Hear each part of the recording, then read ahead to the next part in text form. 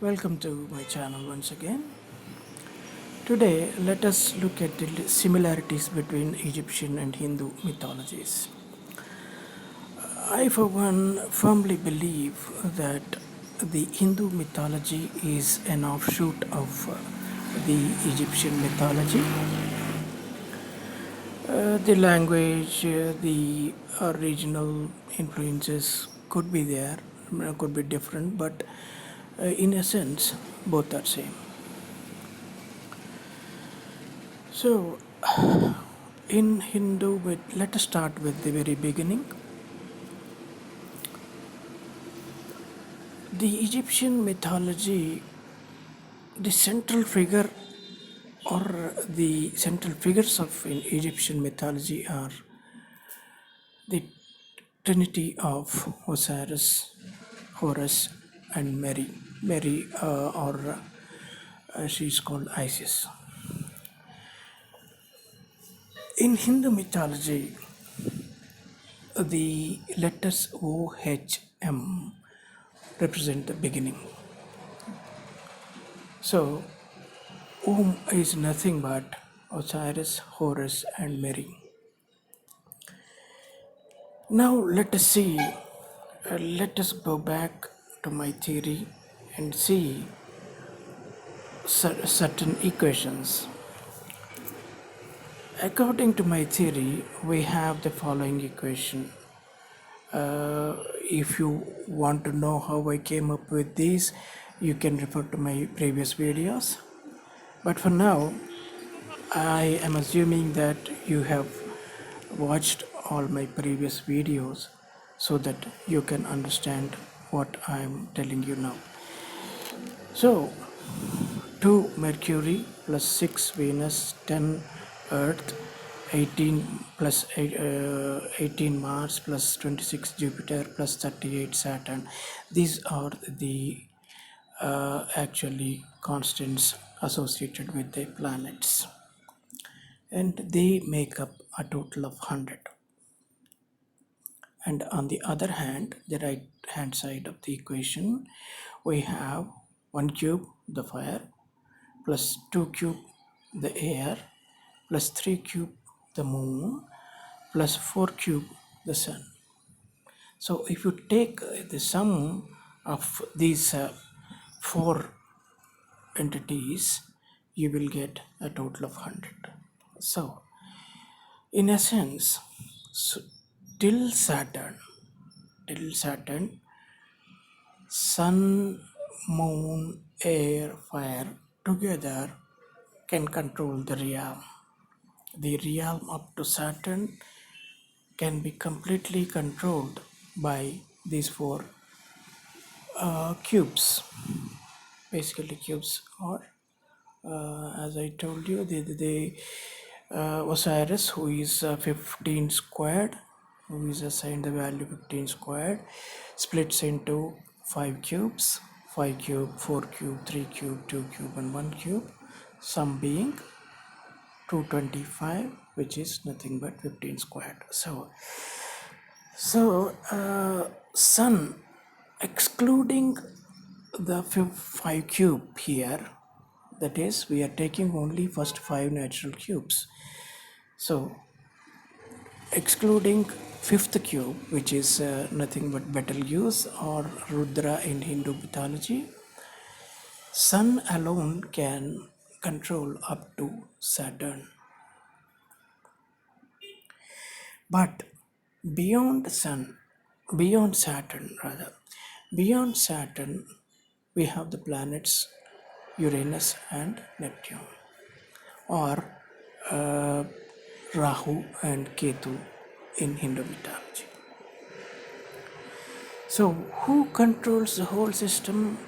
See, we have earlier seen that I'm referring to the lower part of this equation now. Mercury plus Venus plus Earth plus Mars plus Jupiter plus Saturn plus Uranus plus Neptune, their corresponding constants or values assigned make up a total of 216, which is nothing but the total of the first 5 natural cubes. That is 1 cube the fire, 2 cube the air, 3 cube the moon, 4 cube the sun, 125 the Betelgeuse or the Rudra as he is known in Hindu mythology. So let us go further. Seth is the brother of Osiris. 15 squared, as I told you, is not stable and splits into 5 cubes, as just we have seen just now. Set, on the other hand, is younger brother of Osiris. Osiris split into 5 parts, and the upper 3 parts, that is 5 cube, 4 cube and 3 cube, Betelgeuse, Sun and Moon formed 6 cube. That I have discussed in previous videos. You can refer to them if you want a split the actual to see the equation in written form. So 6 cube is nothing but the sum of 5 cube, 4 cube and 3 cube. So Osiris divided into parts, but whereas Set, his younger brother, did not divide. So Set is supposed to stand on the prow of Ra's boat and find a pep. Set can be assigned the value 14 squared.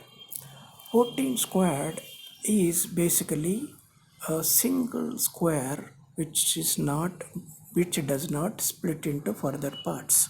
So Set can be assigned the value 14 squared. So Seth is supposed to stand on the prow of Ra's boat and fight Apep.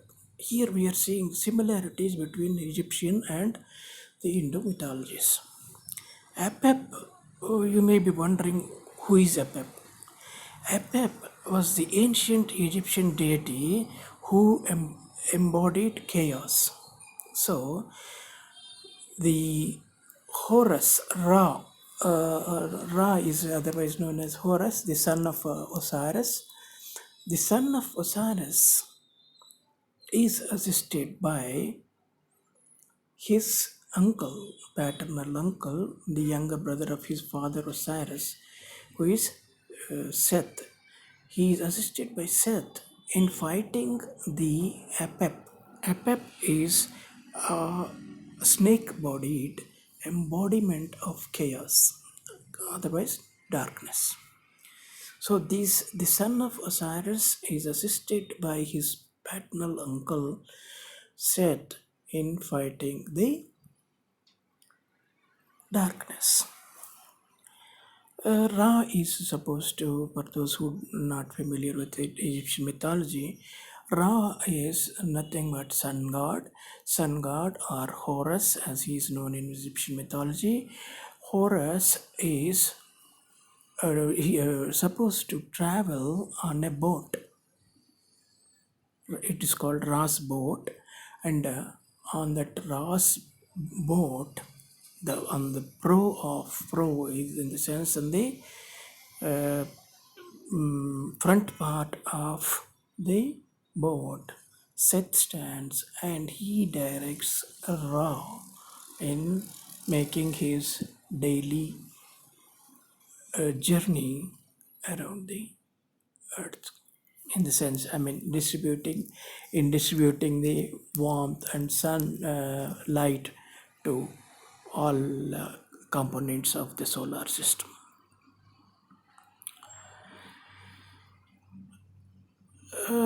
And now let us look at the Hindu mythology. Krishna is supposed to have fought the serpent Kaliya in the river Narmada. And Christ is supposed to be descendant of Seth, right? And let us go back to Hindu mythology. Garuda is supposed to be arch enemy of snakes. That is, Krishna is fighting the snake Kaliya. Garuda is the arch enemy of snakes. According to Gnosticism, Christ is supposed to have come down to Eden in the form of eagle. According to Gnosticism, Christ is supposed to have come down to earth, the Eden, and to teach Adam the divine knowledge. So, Krishna and Garuda have similar roles to play here.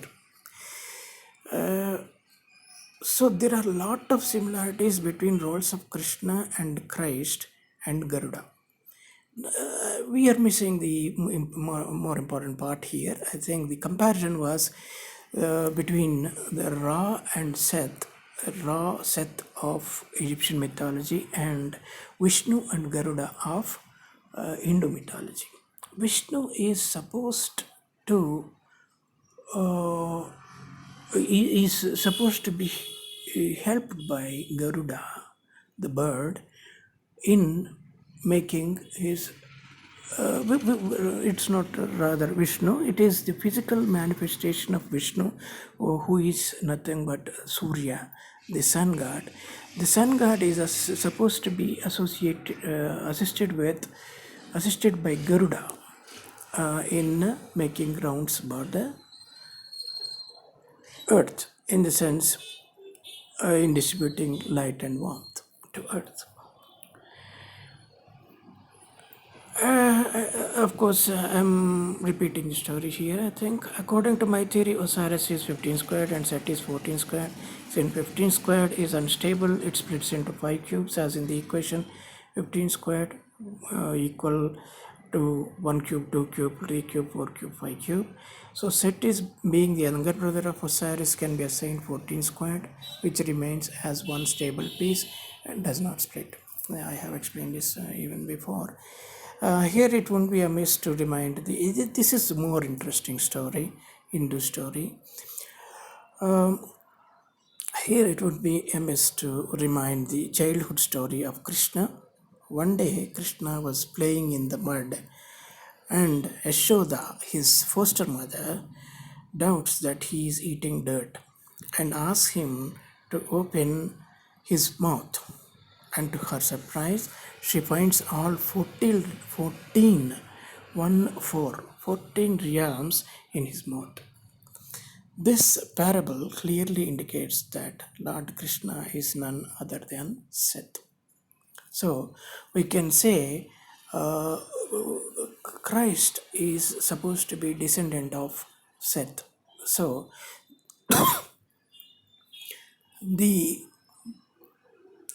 is a striking similarity between the Hindu Lord Krishna and the Egyptian Seth. So Seth's descendant is Christ. So Krishna, Christ, how similar sounding they are.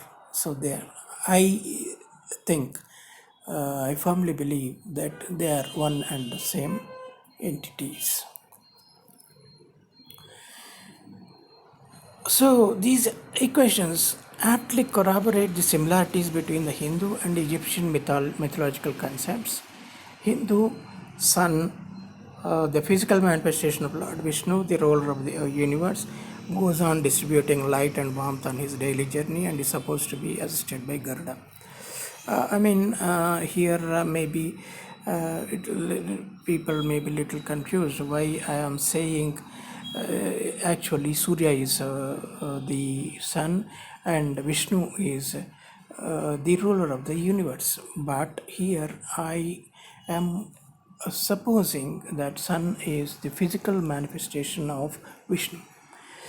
The aspect of Vishnu which we can see, which people can see. So, Vishnu is supposed to be sleeping on snake Adisheshu, which is nothing but Neptune, which encoils the solar system. This whole solar system, as I told you, the sun controls only up to Saturn, and beyond Saturn, that is the planets beyond Saturn are Uranus and Neptune. So those are controlled only with the help of Betelgeuse. Betelgeuse is none other than Rudra. Rudra or other name, Rudra is another name for Shiva. So Rudra controls the whole system, including Neptune and including Neptune, even Neptune. Neptune is represented by a snake, which eats its own tail. So it's a self-sufficient system, as I have already explained in my previous videos, and even now I have shown you through the equations that till Saturn, till Neptune, all the four are controlled by Rudra. I'll show you once again. You see the very first slide here. If you look at this part, it makes a total of 216 till Neptune, and that is perfectly balanced by all the 5 cubes, including Betelgeuse, Rudra. So Rudra controls the whole system, including even the Adisheshu. So till here we have covered, I think. Ra, in Egyptian mythology, Ra, who is manifestation of Horus, the son of Osiris, travels on his boat, and Set is supposed to help him in fighting Apep, the snake, which represents chaos. Osiris controls the whole Orion realm, including Neptune. So those are pretty much what I wanted to discuss today. But apart from that, there I wanted to discuss one more thing, which is the Egyptian equivalent of order and chaos. There is a goddess called Ma'at. The goddess Ma'at represents order, whereas on the contrary, we have a goddess called Isfet. Isfet represents chaos, the darkness, or the evil side. So let us first see, these are in Hindu mythology, these can be compared with Durga, the benevolent aspect of goddess Shakti, and the Shakti, the Mahakali. Kali is the evil aspect of goddess Shakti. So Kali is very violent. She basically kills everybody that comes her way. So these are the two aspects that the Kali represents. Kali literally means darkness in Sanskrit or Hindi or any Indian language. Kali is Hindi. Kali in Hindi is darkness. So basically, we can compare Durga to the benevolent aspect, that is Ma'at of Egyptian mythology, and the Kali aspect we can compare to the Isfet aspect. So, who is Ma'at, and what are her qualities? Ma'at represents the ethical and moral principle that all Egyptian citizens were expected to follow throughout their daily lives. Ma'at represents all that is fair and just. They were expected to act with honor and truth in matters that involve family, the community, the nation, the environment, and the God. The significance of Ma'at developed to the point that it embraced all aspects of existence, including the basic equilibrium of universe. Whenever we talk about human and his behavior, human is a nutshell of the universe. human behavior, human genes represent the universe. That is why human being is the most valuable entity in the universe. By the behavior of human beings only, the equilibrium in the universe is maintained. If the humans behave badly, take to evil methods, then the whole universe will go out of whack. If the humans behave justly, morally, take to good methods, then the balance in the universe will be retained. So, including the basic equilibrium of the universe, the relationship between constant parts, the cycle of seasons, heavenly movements, religious observations, and good faith, honesty, and truthfulness in social interactions. This is, as I told you, this is the good aspect of Shakti, the energy. In fact, all living beings are made of energy. Life is nothing but an organized form of energy. That is, energy is nothing but energy is called Shakti in Sanskrit. So, Shakti is nothing but the goddess who created us, the mother of all. So, but there are two kinds of mother. One is orderly Durga and chaotic Shakti, Kali. So this is the description of Mayat, and let us see how Isfet looks. Isfet was thought to be the counterpart of the term Mayat. This is exactly opposite of Mayat, meaning order or harmony. According to ancient Egyptian beliefs, Isfet and Mayat built a contemporary and also paradoxical dualism. It is the duality, the good and bad, the order versus chaos. One could not exist without its counterpart. See, in one of the recent videos by one of the political commentators, I heard him say, when there is no darkness, you will not realize the value of light or the order. If there is no chaos, order does not have any meaning. When we compare order to chaos, then we will know this is the good side. But personally, my view is little different. I am all for avoiding chaos. This whole dualism is a redundant concept.